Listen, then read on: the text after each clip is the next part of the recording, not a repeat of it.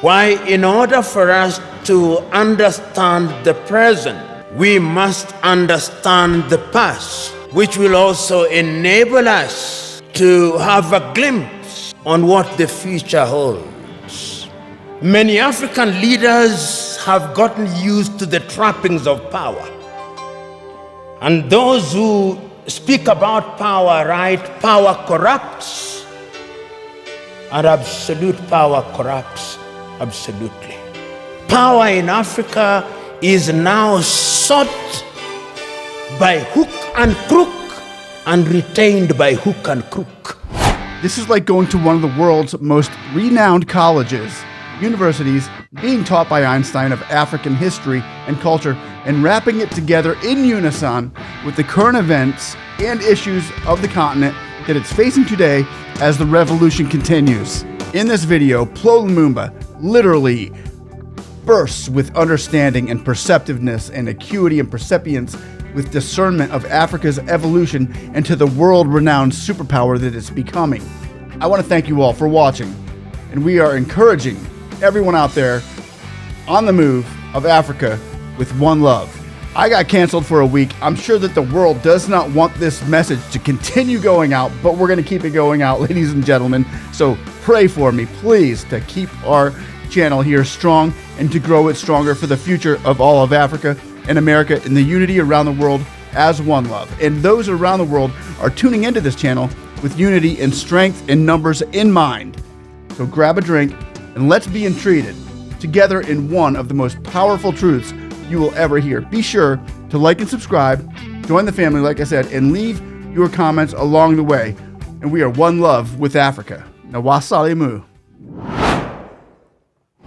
Why, in order for us to understand the present, we must understand the past, which will also enable us to have a glimpse on what the future holds.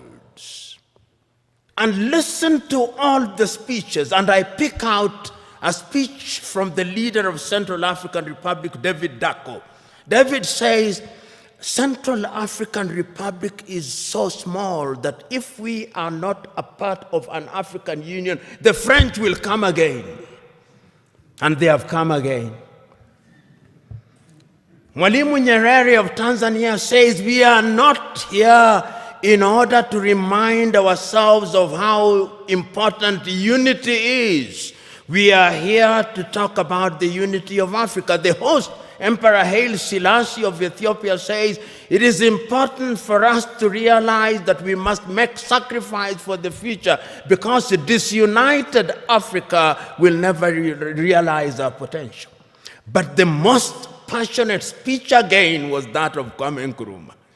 He tells them, let us not live here without one government, without one army, without one currency, and without having chosen a capital. And I propose that the capital of the new Africa either be located in Bangui in Central African Republic or Leopoldville, now Kinshasa in the Democratic Republic of Congo. But I'm open to any other suggestion. And let us live here once we have put together a council of foreign ministers in order to begin to work towards an African Union. That is Kwame Nkrumah. Nobody listened to him. He said that if we are not united in the Pan-African spirit, what is going to happen is that the imperialists is going to control us. They are going to emphasize our ethnic differences. And they are going to ensure that we begin fighting amongst one another. And as we do so, they are going to exploit us. And they started. In January 1961, they assassinated Patrice Emery Lumumba, and Congo has never been the same again. In 1963, they assassinated Sylvanus Olympio in Togo, and Togo has never been the same again. Then there were coup d'etats, Kwame Nkrumah himself. In 1966, eliminated via coup d'etat, all his writings, all his speeches banned, never to be read, never to be listened to until 1972, when Ignatius Kutu Acheampong rehabilitated him. Ahmed Ben Bella in Algeria, gone. In Nigeria, Nnamdi Azikiwe and Abubakar Tafawa Balewa, gone. In Mali, Modibo Keita, gone. In Chad, everywhere, coup d'etats. Here in Ethiopia, 1974, if I'm not wrong, coup d'etat and the emergence of the Deg regime. In East Africa, Uganda, coup d'etat, mutinies in Kenya, Uganda, Tanzania in 1971. All orchestrated because we were disunited and we were weak. The predictions of our forefathers and founding mothers that disunited we would remain weak came true. That is the history of it. So that today, when we talk about the African continent and we talk about Pan-Africanism, we must understand it in the context of that history. Not a single African country produces a car other than assembling completely knocked down kits. There is no meaningful production of pharmaceutical products in Africa. And if there was any doubt, COVID exposed it. All African countries, the 55 of them, are waiting to either receive Sinovac from China, Sputnik from Russia, AstraZeneca, Johnson or Moderna. And we don't even know what they are because our bureaus of standardization don't know. If you ask the Ethiopian Bureau of Standards what they are asking us to be injected with, they do not know. They just believe it is a vaccine because the Americans have said so or because the Chinese have said so. Africa is weak, so that even this magnificent edifice, I suspect, has not been erected by Ethiopian engineers. When I see the signage in Chinese, I suspect it is the Chinese. That is how weak we are. That is the reality of our mother continent. It is because we are politically weak, we are economically weak, socially we are disorganized, culturally and spiritually we are confused. That is the continent in which we are today. Mwalimu Julius Kambarage of Tanzania, speaking in Accra, Ghana, on the occasion of the 40th anniversary of the independence of Ghana, said, the speech is entitled, "We Unite or We Perish." And Mwalimu says, I want to apologize to Kwame Nkrumah. Those of us who believed in gradualism were wrong. Nkrumah was right. But Nkrumah also did not appreciate the level of suspicion that existed amongst the leaders at that time. Our generation, he says, fought for the liberation of Africa. It is the duty of the new generation to carry the torch forward, he says in his plea.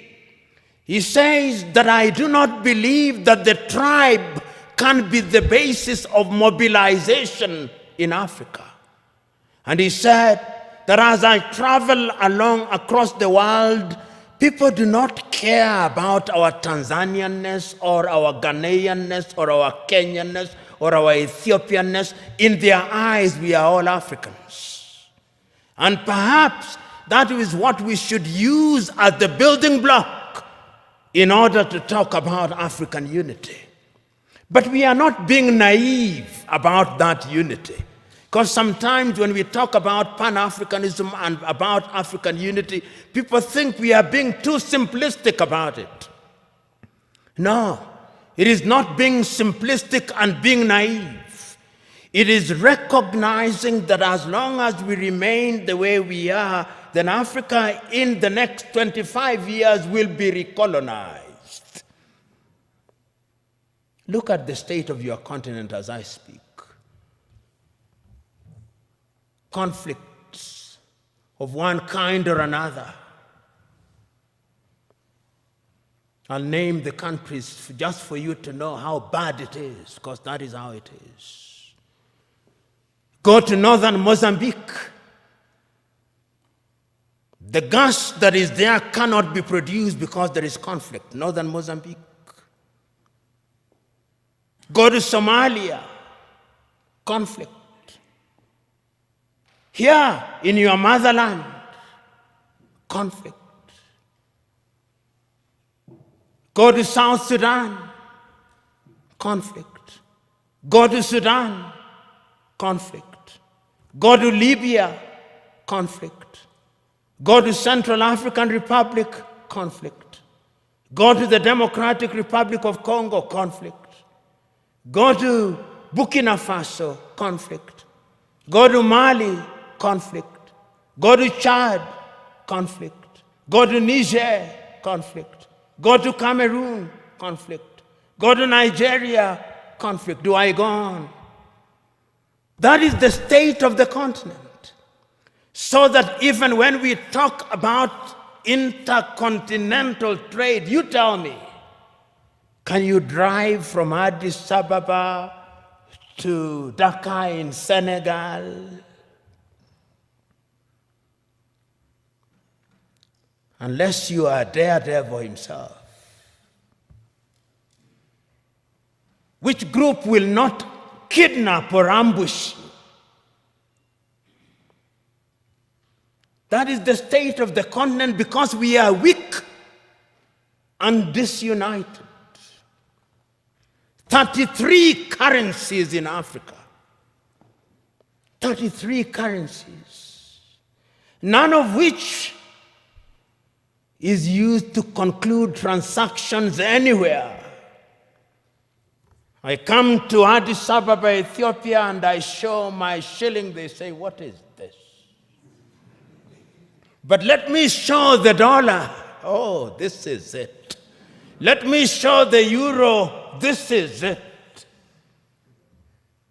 80% of transactions in Africa are concluded outside of the continent in dollars.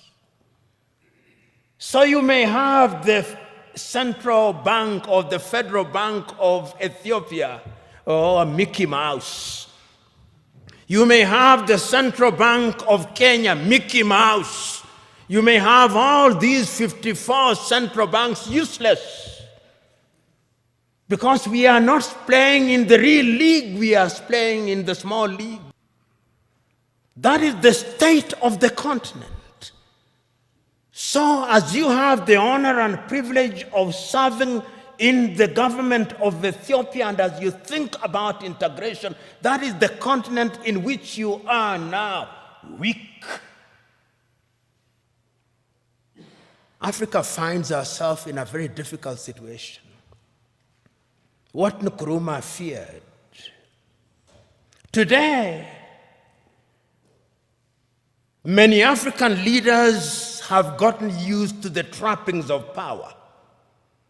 And those who speak about power, right? Power corrupts, and absolute power corrupts absolutely. It is very rare to find those in positions of leadership in Africa today who would willingly leave office.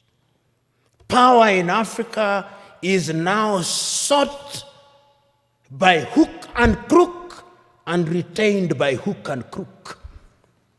Writing in 1983, Nigeria's Chinua Achebe writes in a book which I commend to you, The Trouble with Nigeria, which could as well be the trouble with Africa. He says, the trouble with Nigeria is simply and squarely a problem of leadership. I go to Tanzania, COVID test, Uganda, COVID test. Your nose will begin debating with you. In the United States of America, you take one COVID test from Miami and you don't take it as you go to St. Louis in Missouri. I'm talking about very practical things. I come here and I have to go through an immigration. My passport has to be stamped. Somebody in the United States of America does not have to do that. Somebody in the European Union across 27 countries does not have to do that. In China, which is, of course, 1.4 billion, does not have to do that. Until we change all those things, we are going nowhere, so that we have only one telephone code, so that we have only one currency, so that we have only a single immigration, so that we eliminate all these armies. You know, you look at some African countries and they have an army, which complete with 5-star generals, who have never even quelled a street riot, and they are generals. Your money goes into maintaining militaries, maintaining embassies that you don't need. You see why Africa is poor? All these 55 countries have embassies. If we were one, there would only be one ambassador for Africa in the United States of America. There would only be one army with regional policing. Am I being naive or simplistic? Yes, we can create a single Africa with a loose government. A confederal government, dealing only with foreign affairs and defense and monetary policy and general policy formulation, with different governance systems. That is the only way in which these narrow tribal instincts will be dampened. But as long as, and now I want to conclude, if we only see Pan-Africanism as sentimentalism, as a romantic idea about which we debate, and we remain as we are, then this is the Africa that I see. This is the Africa that I see in 25 years' time. Many Africans, either legally or otherwise, will break into different autonomous countries. Many of them. We'll have more than 100 countries in Africa, each claiming self-determination, and is already beginning to happen. Because we will be looking at narrow ethnic agenda as the only way of defining our affairs. Ethiopia will break down, Kenya will break down, Nigeria will break down, South Africa will break down. And look at South Africa. Only last week, the whites in Western Cape in South Africa have delivered a petition to the government in Pretoria saying they want to create their own country. The Democratic Republic of Congo will break down, Libya will break down. The only way in which we can immunize ourselves against all those things is to create a Pan-African nation which allows for self-determination within the nation. And we must redefine terms such as self-determination. Self-determination must mean the ability of a people within a bigger unit to enjoy their culture, to enjoy their tradition, to speak their language. They do it on a smaller scale in Switzerland, those of you who are familiar with Switzerland. And we de-emphasize the presidency, we de-emphasize the prime minister's office. Pixley Kaisa Kaseme said, and I conclude with him, Africa is diverse. Some people say that because of our diversity, she cannot unite. She can. Because unity in diversity is possible if we understand what human beings need. In the nature of things, human beings need security. In the nature of things, human beings need food. Human beings need medical services. They need infrastructure. If you have a government that allows that, he said, then it reminds me of the piano. If you press the black button of the piano, it produces some sound. If you press the white one, it produces some sound. But if you press both the black and the white, it produces melodious music. And I think that the new Pan-Africanism must look to that. And you who have the honor and privilege of thinking and working in government, it is your duty to start that journey. It is not going to be easy, but it is an intergenerational journey. Play your part, for it can be done, and it must be done. Our brains have become entrenched with wisdom and understanding from this great leader, speaker, pastor, professor, and motivator. Not only Africa, but the world is listening to you, Plo Lumumba. Unity is the answer, and the only way to see that happen is for leaders to humble themselves and unite one country with the next. It only takes a spark to get a fire going, and soon all those around are going to be warmed up and it's glowing. Ladies and gentlemen, I want to thank you all for watching. God bless you all, and we'll see you on the next one. Have a blessed day.